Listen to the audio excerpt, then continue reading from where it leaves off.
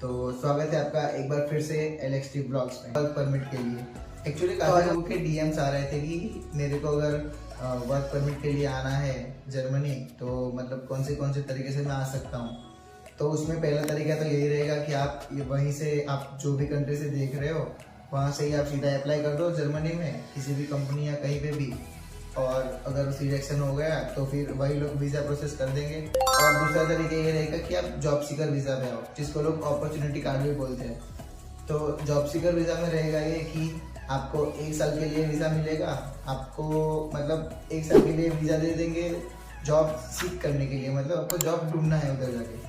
तो उसमें आपको रहेगा कि वीज़ा के लिए आपको रहेगा पहला आपको लगेगा ब्लॉक अमाउंट, फिर हेल्थ इंश्योरेंस, और जो अपना एजेंट की फीस होती है वो आप अंदाज से लगा सकते हो 50 से 60 हजार रुपये एजेंट ले ही लेगा इतना आपके आपसे।